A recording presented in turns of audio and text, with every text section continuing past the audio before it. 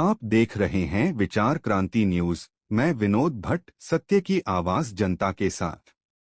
आइए एक नजर डालें आज की खबरों पर।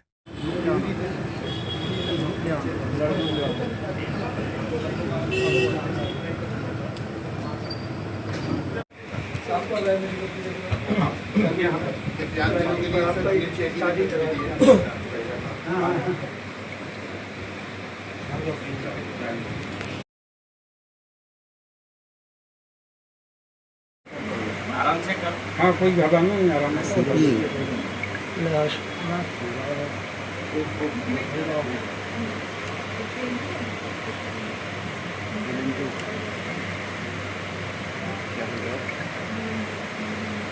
मोमेंटो से ट्रे में रख के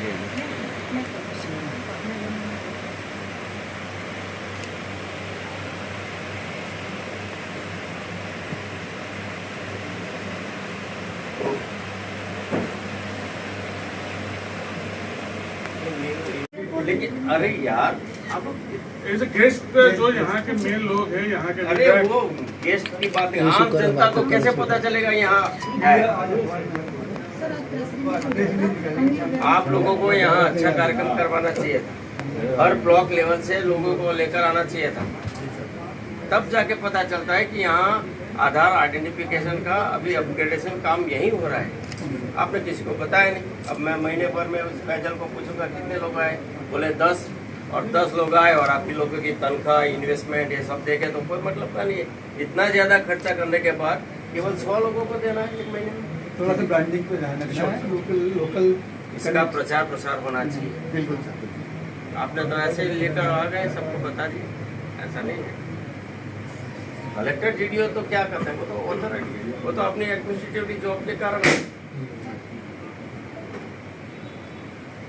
चलिए, तो वो बार बार अपडेट करेगा तो वो सक्सेसफुल नहीं होएगा। हाँ। तो उस सेंटर वाले बेचारे को नहीं मालूम पड़ा। अभी वो क्या अहमदाबाद दिया करते थे लोगों को, तो वो अब यहाँ पर आएंगे, उनका ये रिजोल्यूशन हमसे या तो खुद करेंगे या अहमदाबाद से मंगवा के करेंगे। ये सिर्फ एक्स्ट्रा जो काम जो सेंटर्स बने हुए उनके लिए है, बाकी ब्लॉक वाले अकाउंटेबिलिटी तो होना चाहिए ना। अब हाँ। इतने सारे स्टाफ को रखा है तो उसका अकाउंटेबिलिटी तो होना चाहिए ना।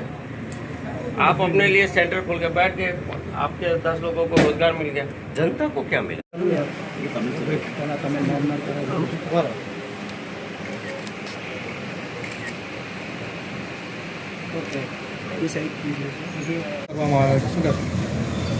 દેશના યશસ્વી પ્રધાનમંત્રી આદરણીય નરેન્દ્રભાઈ મોદી સાહેબ ऊपर से यात्रा જ્યારથી દેશમાં પ્રધાનમંત્રી તરીકેનું સુકાન સંભાળ્યું છે ત્યારથી સિટીઝન સેન્ટ્રિક સેવાઓનો પ્રારંભ કર્યો છે અને આ સિટીઝન સેન્ટ્રિક સેવાઓ ટેકનોલોજીના માધ્યમથી સરળતાથી નાગરિકોને ઉપલબ્ધ થાય, સરળતાથી નાગરિકોને મળે એટલું જ નહીં પણ એક પ્રકારની પારદર્શી વ્યવસ્થા તૈયાર થાય અને રિયલ ટાઈમમાં નાગરિકોને સેવા મળે એ હેતુથી હંમેશા પોતાના પ્રશાસનમાં એમણે ટેકનોલોજીનો આગ્રહ કર્યો છે।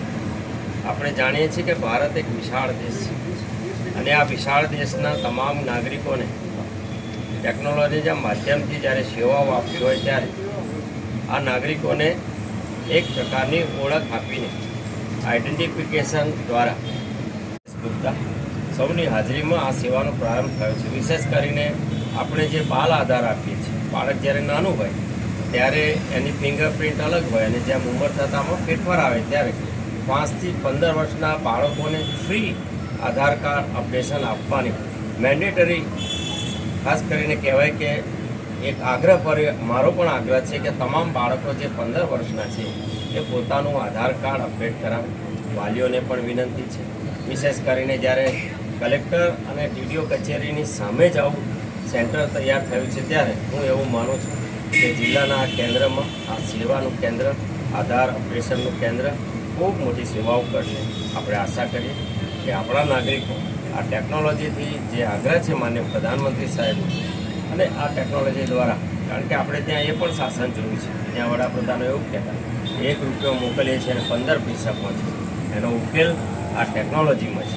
અને આજે પણ આપણે ડાયરેક્ટ બેનિફિટ ટ્રાન્સફર દ્વારા 30 લાખ કરોડથી વધારે ટ્રાન્ઝેક્શન કરીએ છીએ। એનું મૂળ કારણ બાળકોને સ્કોલરશીપ મળતી હોય ત્યાંથી લઈને ખેડૂતોને કિસાન સન્માન નિધિના પૈસા મળતા હોય, મહિલાઓને મળતા હોય, યુવાનોને પોતાના બેનિફિટ્સ મળતા હોય, ટ્રાન્સપરન્ટલી પારદર્શીલી જો કોઈ સેવા આપતું હોય તો આ ટેકનોલોજીનું માધ્યમ અને એના પાયામાં આધાર કાર્ડની એની ઓળખ રહેલી છે. ત્યારે આજના પ્રસંગે સૌને શુભકામનાઓ આપું છું.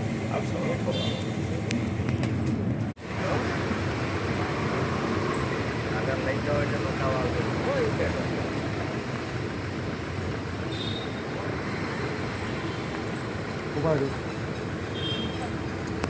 સાજીદભાઈ